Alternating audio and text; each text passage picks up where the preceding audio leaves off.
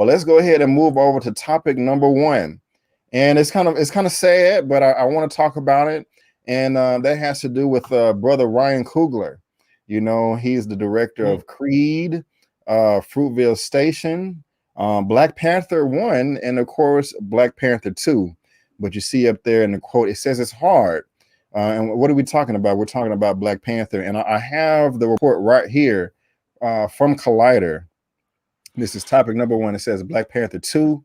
Ryan Coogler says writing without Chadwick Boseman is the hardest thing I've had to do in my professional life. That's just unfortunate right there. Coogler shares touching new insights in the wake of losing Boseman. And I want to go ahead and get the first quote right here, and then I'm going to pass it to Larry. And that is one thing that I have learned in my short or long time on this earth is that it's very difficult to have perspective on something while you're going through it. And he spoke about the prospect of working on Black Panther 2 without Boseman, saying it is one of the most profound things that I've gone through in my life, having to be part of keeping this project going with this particular person who is like the glue who held everything together.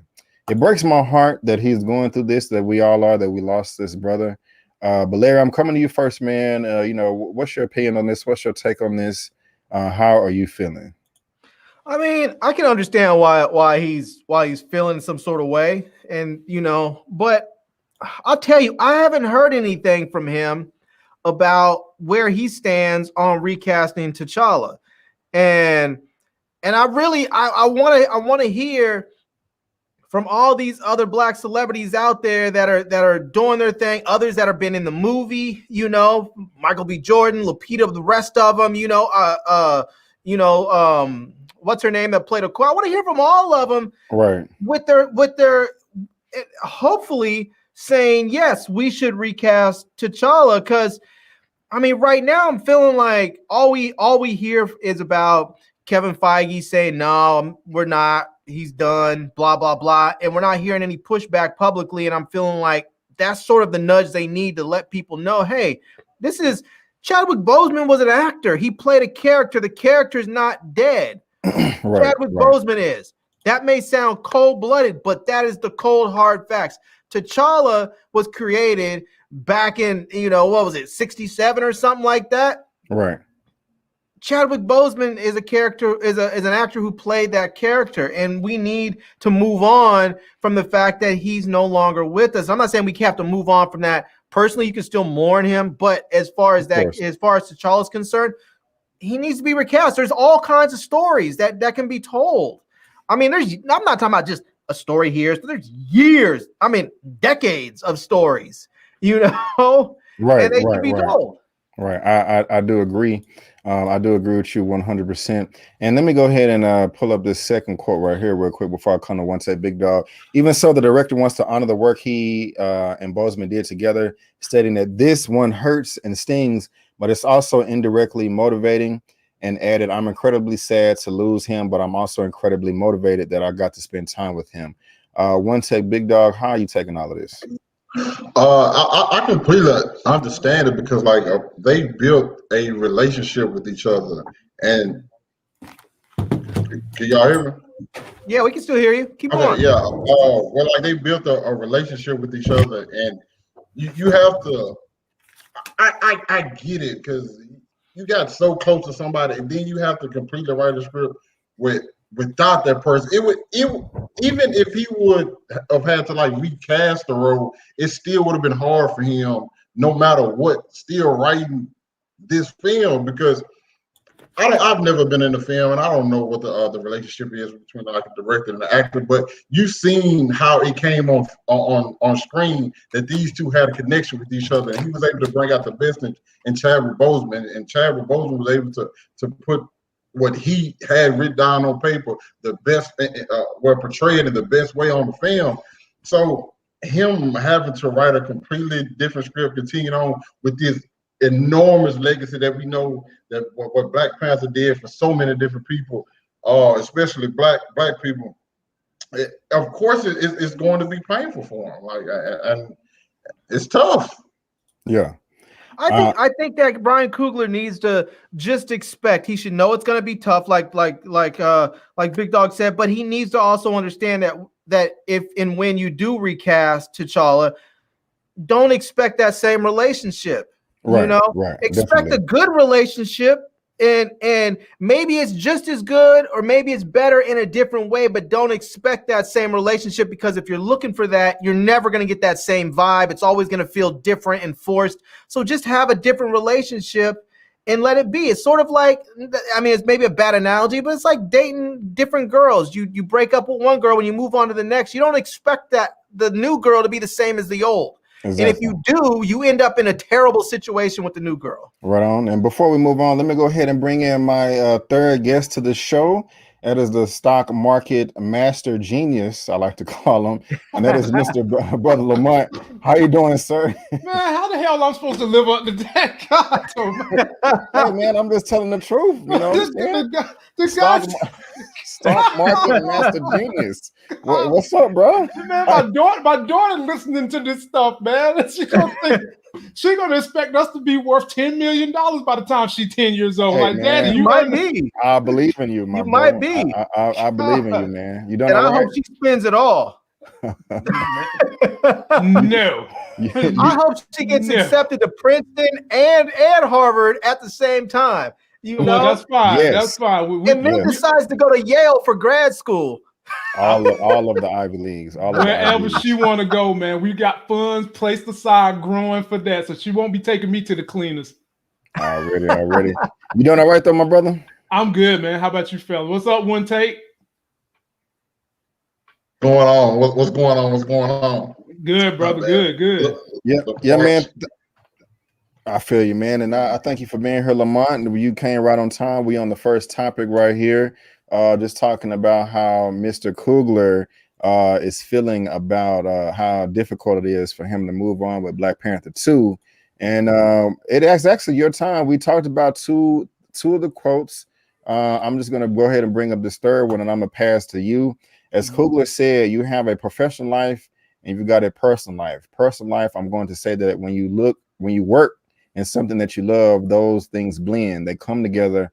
I'm trying to find a work-life balance, but I'm not there yet. So this is without a question the hardest thing I've had to do in my professional life, and that's just him carrying on the franchise without Chadwick. How do you feel about this, man? How are you taking it? How do you feel? Obviously, he was fully invested in his work, and he was fully invested in the individuals that he worked with. I was late getting here because a professional my wife worked with passed away. Oh, and you know, they had somewhat of a personal life, but more of a professional life together. And when you deal with this type of loss, it takes some time to heal. It takes a healing process. It takes some grievance, some counseling, and it takes time to put yourself back into a steady place. And that time helps you get over it. And with him knowing the gravity that Chadwick Boseman brought not only to Marvel, but to film in general and to the Black community worldwide, I'm sure he's feeling a deep, deep hole because he had already planned these movies with Chadwick in mind. He had already done that. And so now for him to have to pivot and recast a new T'Challa, I know that when he has to do that, he's going to be thinking about his homeboy. He's going to be thinking about his professional brother. But I think that in time, he will find a way to heal, continue Chadwick's legacy through good work in Black Panther, and also continue all the good works that Chadwick was doing off the camera through individual work that he will be portraying on his featured films that he'll do with the MCU. Right on. Well said, all three of you gentlemen. And just how I feel about this. Go ahead, man. Yeah, how I feel about this, and we've talked about it a number of times before, and I think everybody agrees that, you know, I think they should go ahead and recast T'Challa. And I wouldn't mind if they delayed the movie. It was already, well, everything is delayed because of the pandemic, but we know that they had the announcement of the Wakanda series, plural, and I'm perfectly fine with them focusing on that and having the Black Panther character kind of in the background. Because I mean, as far as a business is concerned, you're still bringing in revenue. You're still developing the world, but you're just, having a little shift that's necessary because the man passed away out of nowhere, and so it sucks that, of course, that he passed. It sucks when anybody passed, but I think we all just felt such a connection to this guy, even though we only saw him on screen.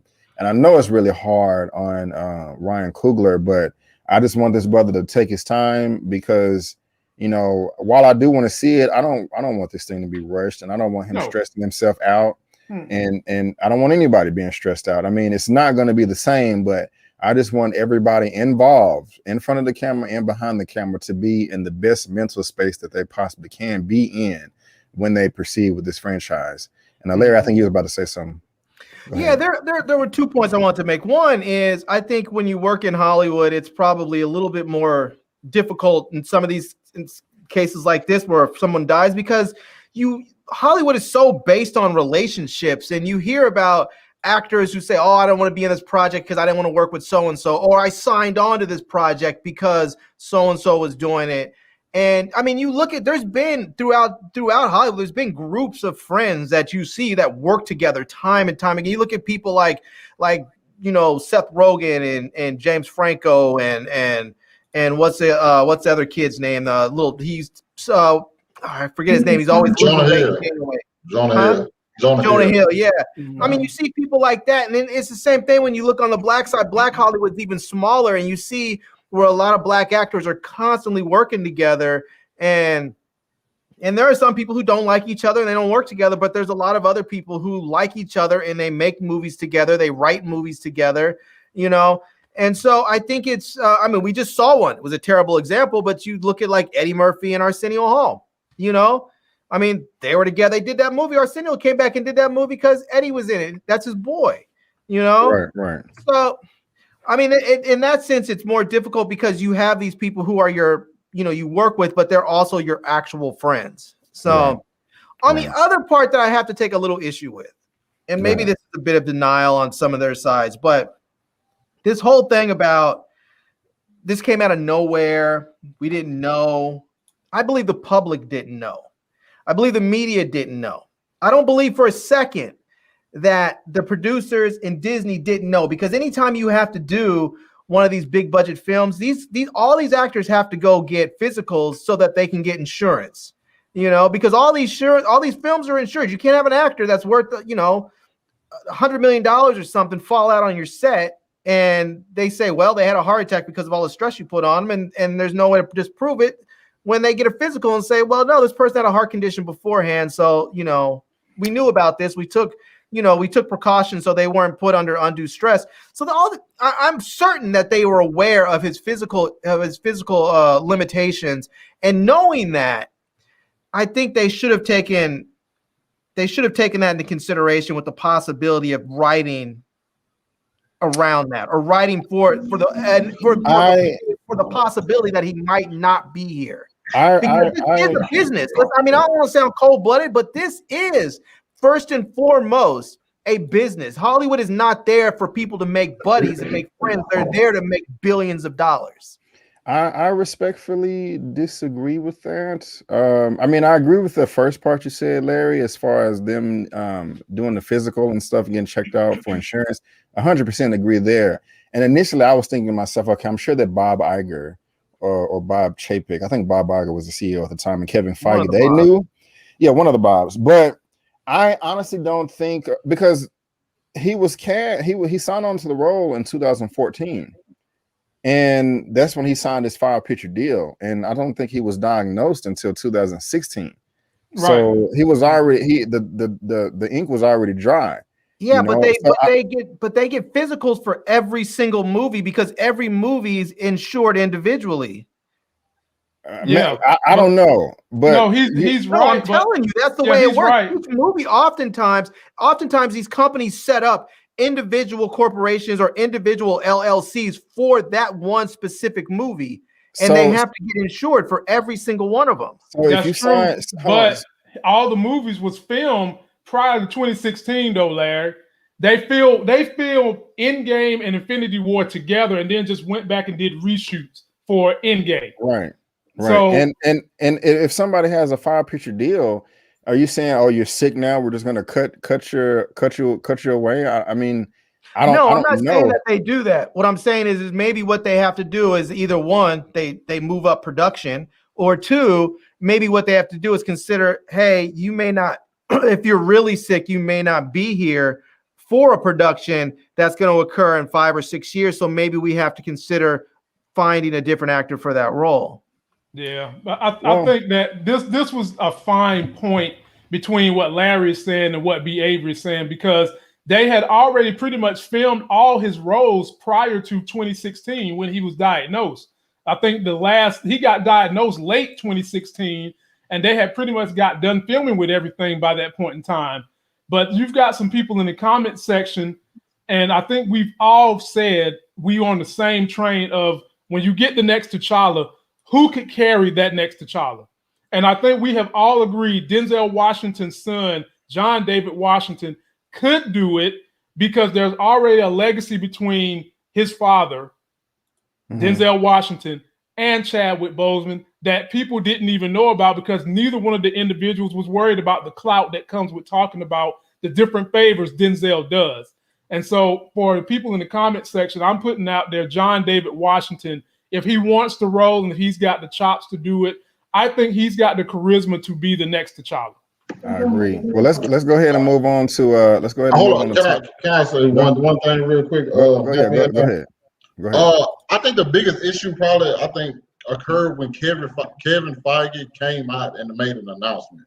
I think there was so much pressure from the fans waiting to hear what they were going to do about the situation, and that they rushed to say, "Hey, we won't recast T'Challa."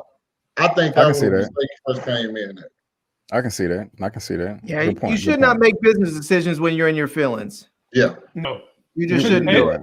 Hell, and do not make stock decisions when you're emotional either. Don't make them when you're drunk. Don't make them when you're high. Don't make them when someone tries to date rape you like Eddie Murphy got date raped. Don't make no stock decisions then either. Right on.